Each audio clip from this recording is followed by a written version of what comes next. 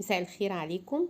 النهارده هنعمل اكله حلوه كده اهوت، بنص كيلو بانيه متبقي عندك. هنعمل عشاء عظمه هيكفي البيت ويشرفك في اي عزومه انت عايزه. انا امسك النص كيلو بانيه نقطعه زي ما انتم شايفين كده مربعات صغيره، واحطه على النار بمعلقه زبده وعلى نار عاليه واشوح فيه عشان ما ينزلش العصاره اللي منه.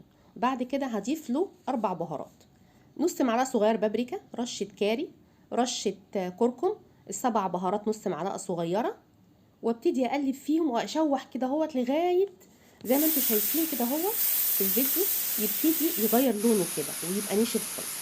هنزل ب3 بصلات وسط مفرومين عليه وافضل اقلب فيهم، وبعد كده اهوت احط نص كوبايه ميه واغطيهم على نار هاديه يستوي الاكل الفراخ يعني. بعد كده هحط نص معلقه فلفل اسود، معلقه ملح صغيره عشان يستوي ويبقى طعمه كده رائع. بعد كده اهوت هروح جايبه زي ما انتم شايفين كوبايه دقيق احطها على النار وعليها 3 معالق زبده كبار واقلب تشويح بسيط، وهنزل باول كوبايه لبن.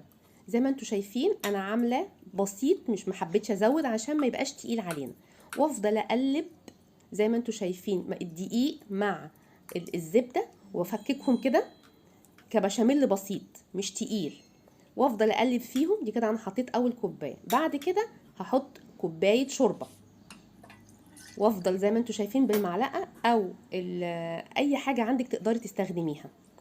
ابتدي افكك فيه البشاميل اللي انا بعمله الخفيف دوت، وابتدي افكك فيهم. بعد كده هتشوفوا بقى شكله عامل ازاي لما افكك. انا ممكن استخدم المعلقه او اي حاجه تانية، وابتدي افكك فيهم. بعد كده هروح منزله برضو عليهم كوبايه من الشوربه او اللبن، وابتدي شايفين نعمت ازاي. انا ما حبيتش احط سمنه كتير عشان ما تبقاش تقيله، يعني انا هحط بديل. احنا دلوقتي بنحط بدائل عشان نقلل. ادي كوبايه الشوربه، يبقى انا كده حطيت كوبايتين شوربه وكوبايه لبن، وافضل برضو اقلب اقلب. انا سايبه لكم تشوفوا بالراحه ازاي التقليب، ما تخافيش كملي قلبي قلبي لغايه ما تلاقيه كله اندمج مع نار وسط، لغايه ما يفك منك واحده واحده كده ويبتدي القوام تشوفيه زي ما انت بتحبيه. شايفه ابتدى القوام بتاع البشاميل اللي معانا يخف واحده واحده، وتفضلي بقى انت تقلبيه بالمعلقه باي حاجه عندك. ابتدي يتخن. انا حطيت كوبايه لبن، يبقى احنا حطينا كوبايتين لبن مع كوبايتين شوربه. القوام لسه تقيل معانا، هفضل برضو اقلب لان انا عايزه بشاميل خفيف مش تقيل. انا بقى حطيت البديل بدل السمنه؟ معلقتين قشطه بتاعت اللبن. لو عندك عايزه فريش كريم حطي، بس احنا اقتصاديا بنحط ده. بصي اديتها قوام واديتها لون وبقى شكلها حلو جدا. افضل اقلب اقلب اقلب، لسه القوام تخين شويه. انا هنزل بعد كده باخر حاجه ملح، وبعد كده فلفل، وبعدين كوبايه ميه بس، واحده ماجي. دي ماجي فراخ نزلت بيهم عشان اشوف الحياء بتاعها، وادي كوبايه الميه بس عشان عايزه قوام مش تقيل. انا كده عملت بشاميل اقتصادي مش مكلف وبرده طعمه حلو. انا جبت مكرونه الشرايط. انا هعمل بنوعين مكرونه، يا مكرونه شرايط ومكرونه الاسباجيتي العاديه. وجبت صينيه صغيره، حطيت بشاميل، حطيت جزء من الفراخ على المكرونه اللي انا سلقتها وبشاميل كمان عليهم، وفضلت اقلب اقلب وحطيتهم في الصينيه. برضو عملت مع الاسباجيتي نفس. معاكي امكانيات هاتي الشرايط، ما فيش اعملي بالاسباجيتي العادي. عايزه اقولك طعمهم احلى من بعض مش هتفرقيهم.